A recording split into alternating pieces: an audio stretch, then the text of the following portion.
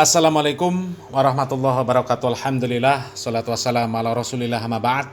Kaum muslimin yang dirahmati Allah subhanahu wa ta'ala, di video sebelumnya kita sudah mengangkat video dari Om Bahar bin Smith, kaum muslimin, di mana Om Bahar bin Smith ini mengangkat data-data tentang jasa para habib yang memang katanya mereka ikut memerdekakan Indonesia, termasuk ya dibeberkan juga oleh Pak Hidayat Nur Wahid. Dan di dalam video tersebut kaum muslimin ada sebuah pertanyaan, katanya admin channel ini berpihak kemana sebenarnya, ya? Apakah berpihak kepada Habib, apakah berpihak kepada orang-orang yang menggugat nasab Ba'alawi? Dan di komentar tersebut kita sudah kasih jawaban kaum muslimin. Kita tidak membela siapa-siapa, yang benar kita bela.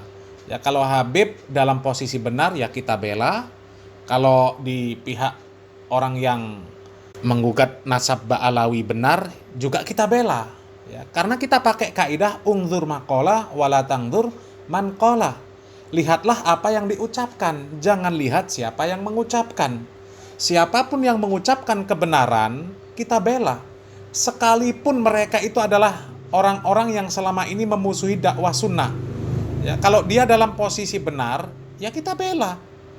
Tapi orang yang mereka ikut mendakwahkan sunnah pun, ya kalau salah, ya nggak mungkin kita bela. Ya, dan manusia itu pasti punya potensi salah.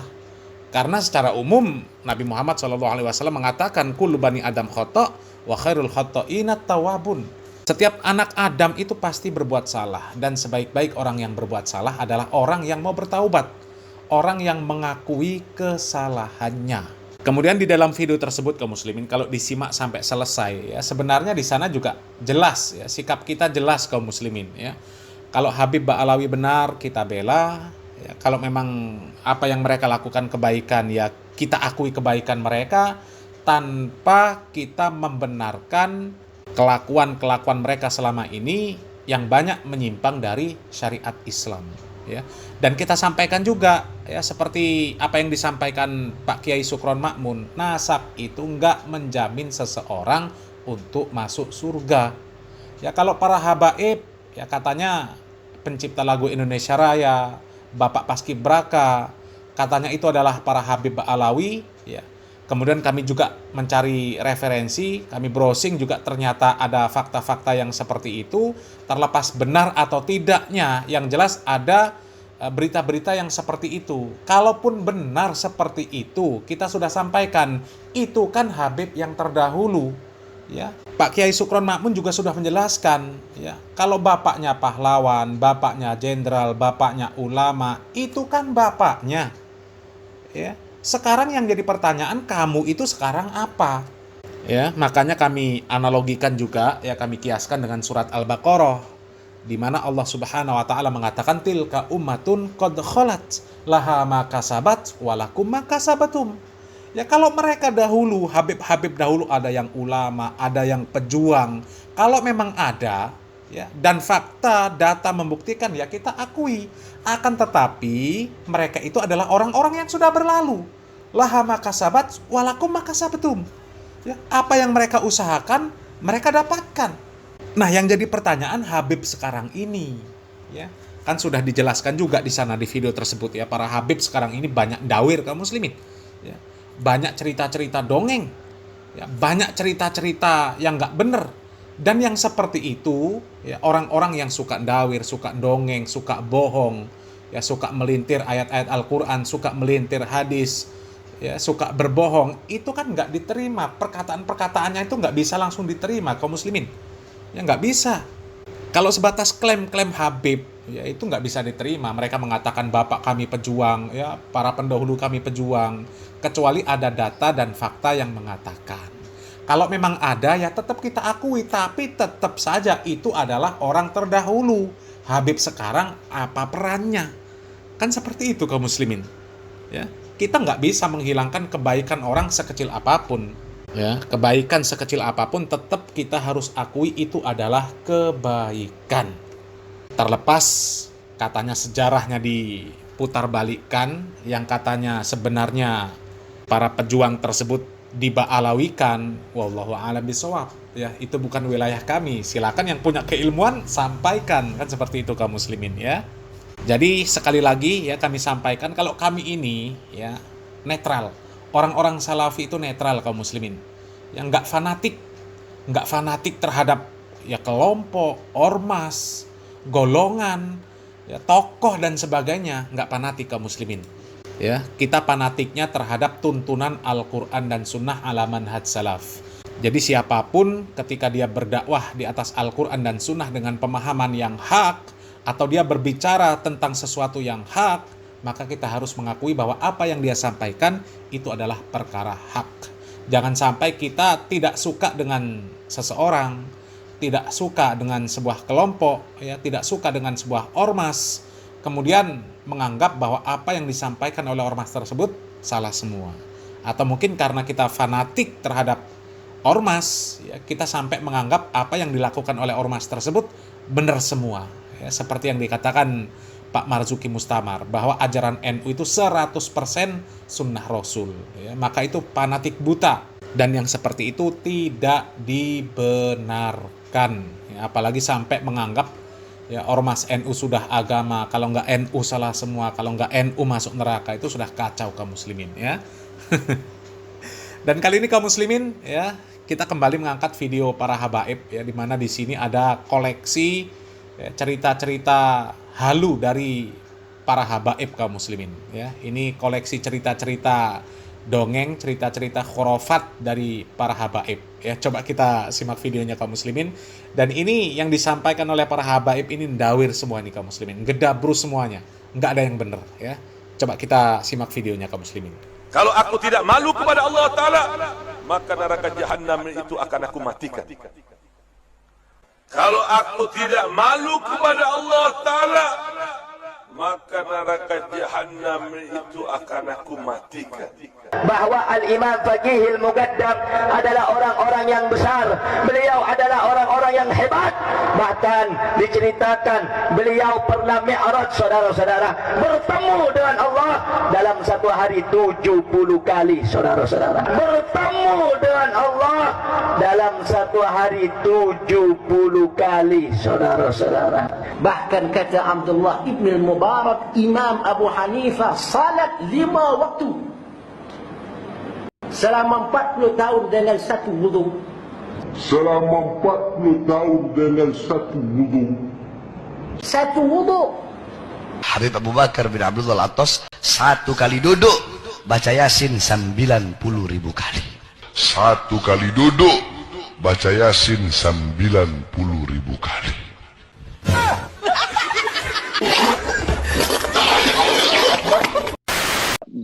Berapa lama kira-kira Habib Muhammad bin Idris itu menetap di Surabaya, Habib? Nah itu seperti yang saya katakan, enggak netap di Surabaya, beliau netapnya di Cirebon. Taradud cuma, tapi dari ya, beliau cuma sering datang ke Surabaya, tiap 2 bulan, 3 bulan sekali datang ke Surabaya. Dan di Surabaya pun hanya sekitar seminggu 2 minggu kembali, karena beliau sangat cinta sama Surabaya, sangat senang sekali dengan Surabaya. Bahkan Habib Abu Bakar bin Muhammad As-Sigaf kan mengatakan Surabaya malhudun min gibali Nabi Muhammad SAW. Surabaya ini diperhatikan oleh Nabi Muhammad SAW. Yatufu bihada iman sallallahu alaihi wasallam. Rasulullah itu selalu tawaf di Surabaya. Rasulullah itu selalu tawaf di Surabaya. Selalu saya berjumpa dengan Nabi Muhammad. Pergi ke Madinah, saya tidak mau pulang, saya mau tinggal di Madinah. Tapi Nabi selalu bersabda kepada saya, irji ila Indonesia, fa innaka fikal barakah. Kau pulang ke Indonesia, nanti barakatnya ada di sana. Kau pulang ke Indonesia, nanti barakatnya ada di sana. Saya pergi ke Makkah, tidak mau pulang ke Indonesia. Datang lagi Nabi. Pulang ke Indonesia, di sana ada barakat. Doa ning kota Tarim itu dikabulkan oleh Allah walaupun di dalam kamar mandi. Neng jeding doa terima. Dari hebatnya kota Tarim. Pulau Jawa, Indonesia ini dikatakan bintu Tarim. Ini punyanya Aulia Tarim. Tapi kita pernah dengar dari para salihin bahwa Indonesia ini milik Aulia Tarim. Aulia yang kita kenal di Indonesia ini, mereka itu aulia dari Yaman, Hadramut, terutama Tarim dan sekitarnya, Faqih Muqaddam, Muhajir Allah Ahmad bin Isa, dan Pulau Jawa Indonesia ini dikatakan bintu Tarim. Ini punyanya aulia Tarim. Bagian habaib itu kalau ada anak cucu Syekh Abu Bakar bin Salim lagi bermain, ya dikasih tahu. Sini Ikam, aku tahu Ikam ini keturunan Nabi habaib, tapi hati-hati dengan anak turunan Syekh Abu Bakar bin Salim. Anak turunan Syekh Abu Bakar bin Salim ini yang beriman bertakwa kepada Allah Ta'ala semuanya wali min awliyaillah. Berhati-hatilah kalian. Yang ditakutkan murka Allah Ta'ala datang kepada kalian. Karena Syekh Abu Bakar bin Salim ini sangat luar biasa. Luar biasa. Bahkan ucapan beliau mengatakan, kalau aku tidak malu kepada Allah. Ini yang sangat luar biasa. Yang pian belum pernah dengar dari biografi para wali-wali yang lain. Kalau aku tidak malu kepada Allah Ta'ala, maka neraka Jahannam itu akan aku matikan. Kalau aku tidak malu kepada Allah Ta'ala, maka neraka Jahannam itu akan aku matikan. Artinya, Allah ini mengabulkan setiap doa Syekh Abu Bakar bin Salim. Kalau seandainya Syekh Abu Bakar bin Salim memohon kepada Allah Ta'ala agar api neraka Jahannam ini dipadamkan, maka Allah akan padamkan. Lihat bagaimanakah ketawaduan, kesungguh-sungguhan, kehususiaan, itu semua didapatkan dengan mujahadat, dengan mematikan hawa nafsu yang ada pada dirinya. Kalau ada yang ngaku Habib, dengarkan telinganya, jangan berlaporan polisi, kelelawasan. Kayak apa caranya, Beb? Ya kah, pukuli, ya kah, tangkap, talii, buat dalam karung. Nah, timbai ke sungai. Bujur kada? Nyaringi bujur kada? Nah, kenapa, Beb? Jadi ulun pementer nang kayak itu, orang kalau ngaku Habib, kalau ada urusan duit, nipu orang, mendustai orang, urusan bebinian. Itu manggawiannya dah. Ya kah? Mau pina mancung sedikit, hidung pina bejabis, lalu pada Habib, padahal bungol, bah. Nah, dengarkan telinganya baik-baik. Ada di sini? Ada kada? Ada kada? Punya ada, angkat tangan. Lah kasih tampul banyak orang. Tuh kaum muslimin, masa iya Habib yang seperti itu mau kita bela kaum muslimin? Kan nggak mungkin. Ya, mengaku ketemu Nabi dalam keadaan sadar. Nabi Muhammad SAW setelah meninggal dunia nggak pernah ketemu dengan sahabat, nggak pernah.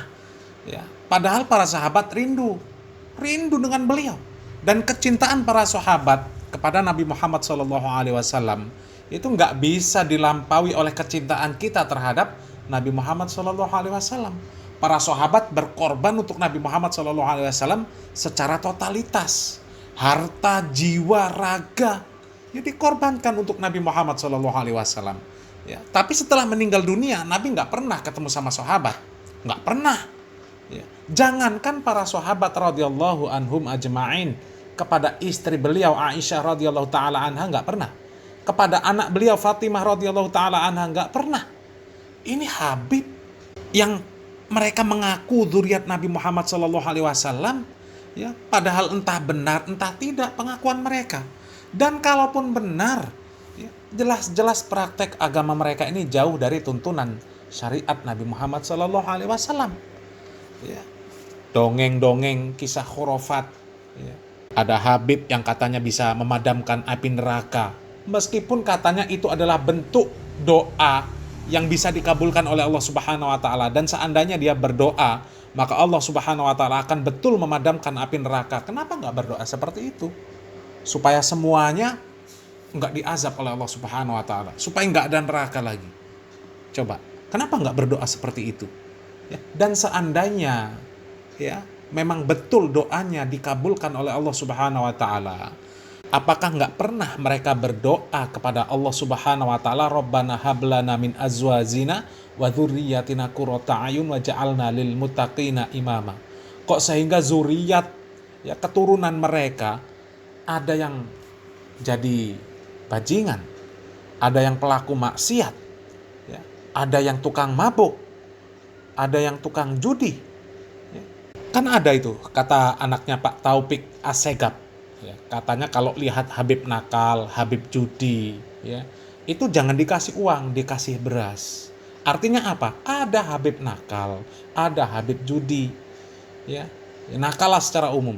Ya, kemudian ada lagi, ya, telapak kaki Habib yang bermaksiat itu lebih mulia daripada kepala seorang ulama. Artinya ada Habib tukang maksiat.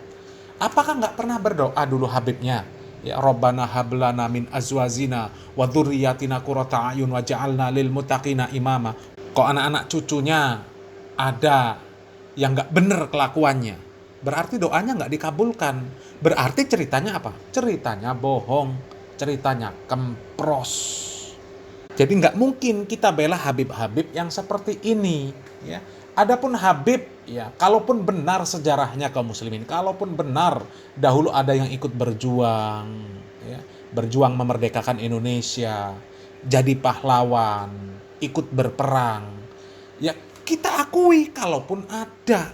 Akan tetapi itu nggak ada korelasinya sama sekali dengan Habib yang sekarang ini. Ya, kembali lagi kita kutip perkataan Pak Kiai Sukron Makmun, itu orang terdahulu, ya, kakek-kakek mereka. Lah, itu sudah berhasil. Ya, tilka ummatun qad khalat laha ma kasabat wa lakum ma kasabtum. Ya, itu kan usaha mereka. Mereka sudah berhasil. Nah, sekarang ini Habib ini perannya apa? Ya, kalau cuma cerita-cerita dawir, ya, apalagi mengajak untuk mengagung-agungkan kuburan dihias-hias sampai seperti kue ulang tahun, ya, kuburan dicium-cium. Coba praktek agama seperti itu tuntunan dari mana? Itu bukan tuntunan Nabi Muhammad SAW. Ya, jadi mustahil Habib yang seperti itu kita bela. Begitu juga dengan orang-orang yang menggugat nasab Ba'alawi. Nggak mungkin kita bela juga kaum muslimin. Ya, sama-sama mereka ini. Ya, lihat kelompoknya ada si Gufron. Ya, Gufron kan luar biasa juga kesesatannya. Ya, dan kalau kita lihat, ya, ada Fuad Pleret. Ya. Kemudian ada Bung Haji Roma Irama yang seenak udelnya menafsirkan Al-Quran. Ya. Yang kemudian memfitnah dakwah sunnah, katanya merebut masjid. Ya. Mana ada masjid direbut kaum muslimin? Orang memakmurkan masjid, katanya merebut masjid. Ini kan parah kaum muslimin, ya. Dan lain sebagainya kaum muslimin. Ya. Kurang lebih samalah mereka ini kaum muslimin. Ya, jadi nggak mungkin kita membela, membabi buta. Ya, kita netral. Ya, kita melihat kaum muslimin mana yang benar kita bela. Ya, karena kebenaran itu bisa datang dari pihak manapun. Ya. Dan sekali lagi kaum muslimin, ya, kita berdiri di atas Al-Quran dan Sunnah. Ya, tidak fanatik terhadap madhab, tidak fanatik terhadap tokoh, tidak fanatik terhadap ormas, kelompok, dan sebagainya kaum muslimin. Ya. Kita harus berpihak terhadap kebenaran. Undur maqala wala tangdur man qala. Lihatlah apa yang diucapkan, jangan lihat siapa yang mengucapkan. Kebenaran bisa saja datang dari orang yang kita nilai bodoh. Atau kita nilai, ya, secara umum kaum rendahan lah kaum muslimin, kaum marginal. Ya, tapi kalau kebenaran yang dia sampaikan, kita harus berpihak kepada kebenaran. Ya, sekali lagi, unzur maqala wala tangdur man qala. Ya, mudah-mudahan bermanfaat. Barakallahu fikum. Wassalamualaikum warahmatullahi wabarakatuh.